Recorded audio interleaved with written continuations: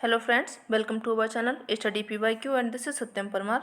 आज का जो ये सेशन है इसमें देखेंगे हम रिसर्च एप्टीट्यूड के कुछ क्वेश्चंस जो कि पूछे गए थे आपके UPSC का जो एग्ज़ाम हुआ था उसमें जो प्रश्न पूछे गए थे उनको हम इसमें डिस्कस कर रहे थे, जिसका कि हमने फर्स्ट पार्ट कर लिया है। अगर अभी तक आपने वो पार्ट नहीं देखा है तो आप उसको देख सकते हैं। ये इसका सेकेंड पार्ट है। और अगर अभी तक आपने चैनल को सब्सक्राइब नहीं किया है तो आप चैनल को भी सब्सक्राइब कर लें। और आपको एप्लीकेशन डाउनलोड करनी है या फिर ऐप डाउनलोड करना है तो आप GS by Divakar sir play store से जा करके डाउनलोड कर सकते हैं, जिसमें कि आपको paper first and paper second दोनों के बैचेस एंड उससे संबंधित वीडियोज एंड PDF सभी मिल जाएंगे। तो अभी तक आपने वो डाउनलोड नहीं किया है तो आप उसको डाउनलोड भी कर लीजिए तथा उससे लॉगिन भी कर लीजिए। चलिए शुरू करते हैं आज का सेशन। ये जो क्वेश्चंस हैं आपके, इनके आंसर साथ में इसलिए रखे गए हैं क्योंकि क्वेश्चन ये एक है, उसका आंसर भी एक ही होता है, लेकिन जो डिटेल जो एक्सप्लेनेशन दी गई होती है इसमें हम इसलिए साथ में रखते हैं क्योंकि एक क्वेश्चन के साथ में आपके 2 से 3 करीब 4 क्वेश्चन भी तैयार हो जाते हैं तथा अच्छे से क्लियर भी हो जाता है। ठीक है, चलिए शुरू करते हैं। शोध की किस विधि में कारण एवं प्रभाव संबंध स्थापित किया जाता है? तो कौन सी विधि है जिसमें कि कारण एवं प्रभाव संबंध स्थापित किया जाता है? ऐतिहासिक विधि, दार्शनिक विधि या फिर सर्वेक्षण विधि या फिर प्रयोगात्मक विधि। तो आपका जो ऑप्शन सही हो जाएगा प्रयोगात्मक विधि है। इसमें क्या होता है, कारण एवं प्रभाव दोनों ही स्थापित होते हैं। डी ऑप्शन इसका सही हो जाएगा। चलिए देख लेते हैं इसकी एक्सप्लेनेशन। शोध की प्रयोगात्मक विधि के अंतर्गत कारण एवं प्रभाव संबंध स्थापित किया जाता है। प्रयोगात्मक शोध विधि एकल चर के नियम पर आधारित होती है। किस पर होती है ये? एकल चर के नियम पर आधारित होती है। प्रयोगात्मक शोध का आधार अंतर विधि मेथड ऑफ डिफरेंस है।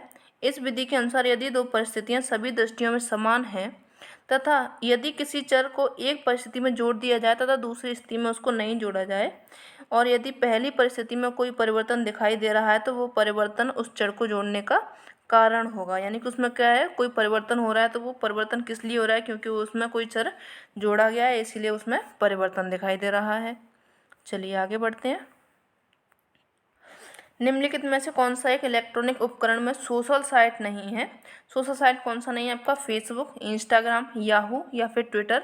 जो आपका याहू है ये सोशल साइट नहीं हो जाएगा, सी ऑप्शन इसका सही हो जाएगा। याहू क्या है? एक सर्च इंजन है, बाकी के सभी कैसे हैं? सोशल साइट हैं। चलिए आगे बढ़ेंगे। निम्न में से कौन सा शोध वर्तमान परिस्थितियों में सुधार पर केंद्रित है? कौन सा है आपका? प्रायोगिक शोध, मौलिक शोध, क्रियात्मक शोध या फिर सर्वेक्षण शोध। तो जो आपका क्रियात्मक शोध होता है वो क्या है?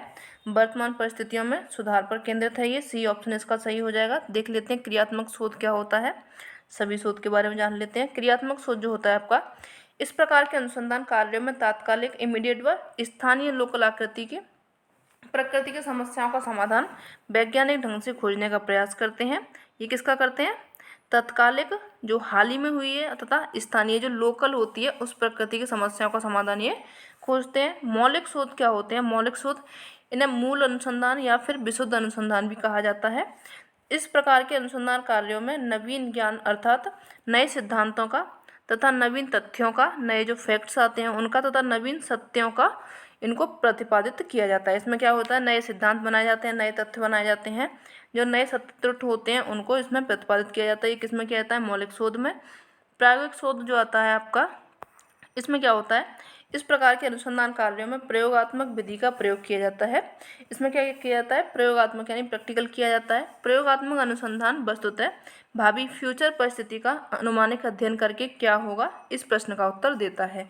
इसमें क्या है कि प्रयोग किया जाता है, तो प्रयोग में ये पता लगाया जाता है कि जो आने वाली जो परिस्थितियां हैं फ्यूचर के बारे में वो अनुमान लगा लेते हैं प्रयोग करके ही। चलिए आगे बढ़ते हैं। नेक्स्ट जो शोध है आपका सर्वेक्षण शोध। इसमें क्या होता है? इसके अंतर्गत किसी घटना, समूह, परिस्थिति, विभिन्न पक्षों से संबंधित जो सूचनाएं होती हैं आंकिक रूप से संग्रहित की जाती हैं। उसमें क्या होती है? कोई घटना हो गई, समूह या फिर वहाँ की जो परिस्थिति है, विभिन्न जो पक्ष हैं जिनकी उनसे संबंधित सूचनाएं इकट्ठी की जाती हैं और उनका क्या किया जाता है? शोध किया जाता है, रिसर्च किया जाता है उनके बारे में। सांख्यिकी प्रविधियों द्वारा विश्लेषित की जाती हैं। किसके द्वारा? ये सांख्यिकी विधियों के द्वारा ये की जाती हैं। चलिए नेक्स्ट देखते हैं। शोध प्रतिवेदन में परिसीमन संबंधित होता है। किससे होता है? समस्या के अध्ययन में शोधकर्ता की सीमाओं से। या फिर शोध की समस्या के लिए सीमाओं के निर्धारण से, या फिर शोध समस्या के परिभाषीकरण से, या फिर उपरोक्त सभी से। जो शोध प्रतिवेदन में परिसीमन होता है वो होता है समस्या के अध्ययन में शोधकर्ता का सीमा। ये भी हो जाएगा, ए बी सी तीनों हो जाएंगे, यानी कि डी ऑप्शन इसका करेक्ट हो जाएगा, उपरोक्त सभी से होता है। चलिए आगे बढ़ेंगे।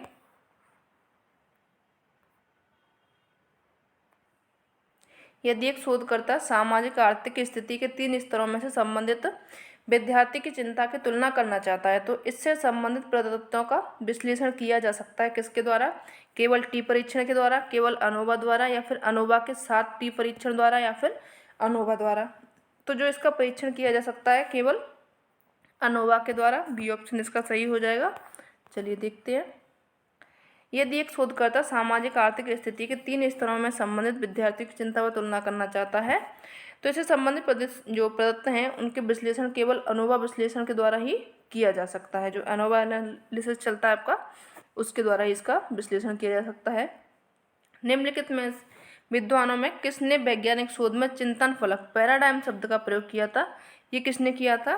तो ये किया था ऑगस्ट कॉम्टे ने, या फिर डी.एल. मॉर्गन ने, टी.एस. कुन ने, या फिर E.H. कार ने। तो जो आपका ये प्रयोग किया था पैराडाइम शिफ्ट का, ये किया था टी.एस. कोहन ने।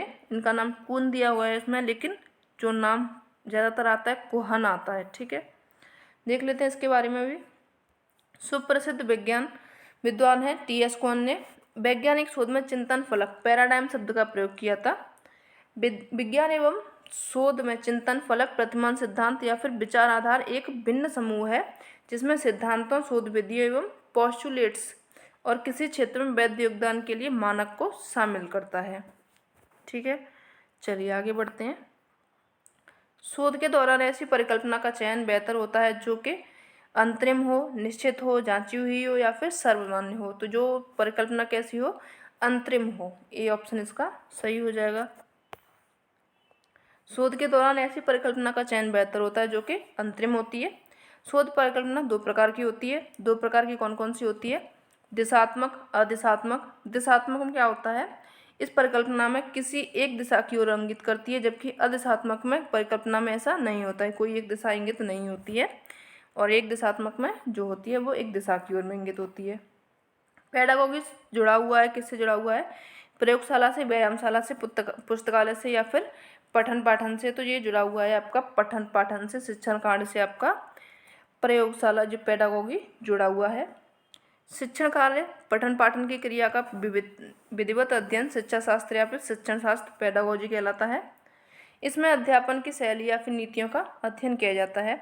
अतः स्पष्ट है कि जो पेडागोगी है पठन पाठन या फिर शिक्षण कार्य से संबंधित है। चलिए आगे बढ़ेंगे। आईसीटी में सी का महत्व क्या है? आईसीटी में सी का महत्व कौन नहीं जानता होगा? जो सी का महत्व हो जाएगा उसमें संचार हो जाएगा। ठीक है, सी फॉर संचार हो जाएगा। सी का तात्पर्य संचार होता है। ध्यातव्य के आईसीटी का विस्तृत रूप सूचना और संचार प्रौद्योगिकी है। चलिए आगे बढ़ते हैं। शोध में एक व्यक्ति को केवल वस्तुनिष्ठ होना चाहिए या व्यक्तिनिष्ठ और वस्तुनिष्ठ दोनों होना चाहिए? तो उसमें जो शोध में जो व्यक्ति होता है उसको वस्तुनिष्ठ होना चाहिए। ए ऑप्शन इसका सही हो जाएगा। चलिए देख लेते हैं इसके बारे में भी। शोध में किसी व्यक्ति को केवल वस्तुनिष्ठ होना चाहिए क्योंकि किसी मनोवैज्ञानिक या किसी शैक्षणिक परीक्षणों को उत्तम कहलाने के लिए आवश्यक है कि उसमें वस्तुनिष्ठता का गुण हो। कैसा हो? उसमें वस्तुनिष्ठता का गुण हो, क्योंकि जब परीक्षण में वस्तुनिष्ठता होती है तो परीक्षक शोध कार्य करने वाले को अपनी इच्छा, पूर्वाग्रह, पक्षपात आदि का प्रभाव शोध पर परीक्षण नहीं पड़ता। यानी कि क्या होती है, जब उसमें वस्तुनिष्ठता होती है तो उसके कोई इमोशंस नहीं दिखते हैं, उनका पक्षपात नहीं देख सकते। जो वस्तुनिष्ठता होती है, आप ऑब्जेक्टिव सब देखते हुए होंगे कि अगर जो सही है वो सही है, गलत है वो गलत है। चलिए आगे बढ़ेंगे। किसी शोध संस्था द्वारा यह घोषणा की गई कि वह विश्व का सबसे बड़ा चुंबक 5000 टन वजनी बना रहा था। किसके द्वारा किसने ये किया था घोषणा? CERN सर्न जेनेवा ने, भाभा आणविक शोध संस्थान भारत में, या फिर national aeronautics and space administration NASA, या फिर भारतीय अंतरिक्ष शोध संस्थान। तो ये होगा इसका आंसर बी हो जाएगा इसका, भाभा आणविक शोध संस्थान भारत हो जाएगा। ठीक है फ्रेंड्स, अगर आप तैयारी करना चाहते हैं किसी भी कॉम्पिटिटिव एग्जाम की जिसमें कि आपको हिस्ट्री, पॉलिटी, ज्योग्राफी मतलब संपूर्ण जीएस चाहिए, आपको साथ में हिंदी भी चाहिए, तो आप मेरा एक और चैनल है कॉम्पिटिटिव क्लासेस सत्यम परमार, आप सर्च करेंगे तो वो आपको मिल जाएगा, जिसमें कि आपको PYQs, डिटेल सेशन, जो इम्पोर्टेंट पॉइंटर हैं वो भी सभी कराए जा रहे हैं। साथ ही साथ में जो घटना चक्र है और लुसेंट है वो भी कराया जाएगा। NCERT का भी चल रहा है, तो अगर आपने अभी तक वो चैनल सब्सक्राइब नहीं किया है आप उसको भी सब्सक्राइब कर सकते हैं। चलिए और आगे देखते हैं। निम्नलिखित में से कौन एक केंद्रीय प्रवृत्ति का माप नहीं है? कौन है? मध्यमान, बहुलक, मध्यांक, प्रामाणिक विचलन। तो जो माप नहीं है केंद्रीय प्रवृत्ति का वो हो जाएगा आपका प्रामाणिक विचलन। डी ऑप्शन इसका सही हो जाएगा। प्रामाणिक विचलन विचलनशीलता की माप है, जबकि केंद्रीय प्रवृत्ति की माप के अंतर्गत में आता है आपका मध्यमान, मध्यांक एवं बहुलक आता है। ठीक है, चलिए आगे बढ़ते हैं।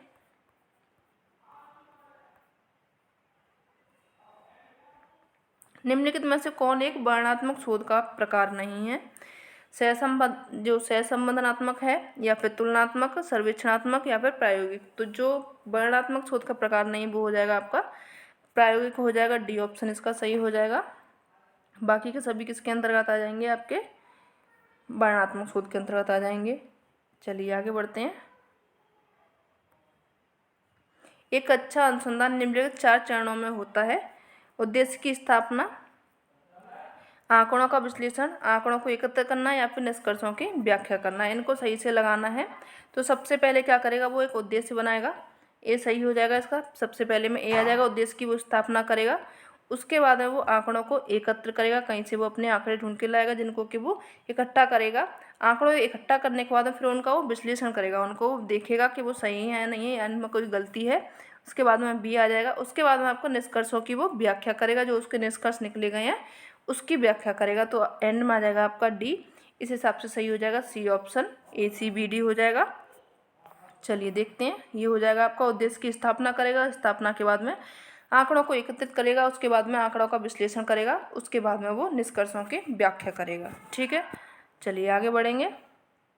वैज्ञानिक शोध के पास किसी परिघटना के कारण बताने का अंतिम लक्ष्य किसके माध्यम से होता है?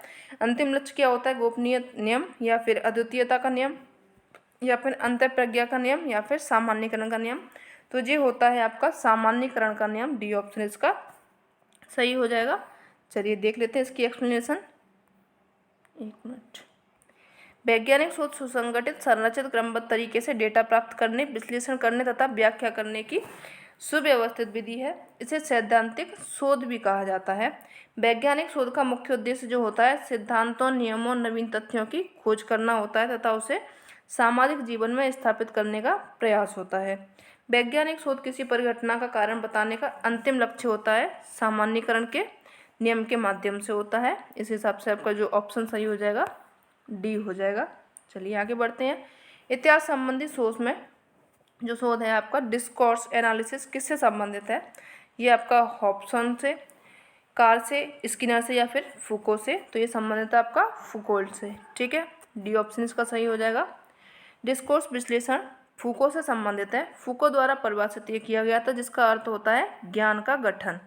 ज्ञान का गठन के तरीके से सामाजिक प्रथाओं के साथ युक्तिपरकता के रूप में और शक्ति संबंध जो इस तरह के ज्ञान और उनके बीच संबंधों में निहित है, उसका प्रवचन और सोचने और अर्थ उत्पन्न करने के तरीकों को कहीं अधिक होता है। ये जो होता है इसका डिस्कोर्स का मतलब होता है ज्ञान का पठन, उसके तरीके होते हैं, किस तरीके से हमें ज्ञान को पढ़ना चाहिए, जो ज्ञान का गठन करना चाहिए, किस तरीके से उनको बनाना चाहिए। ये सब किस में आता है आपका डिस्कोर्स विश्लेषण में, जो कि दिया था फूको ने। ठीक है, तो आज के सेशन में सिर्फ इतना ही। सेशन कैसा लगा ज़रूर बताएं। अगर अच्छा लगा हो तो अपने फ्रेंड्स तक इसको शेयर करें एंड सेशन को लाइक कर लें, चैनल को सब्सक्राइब कर लें।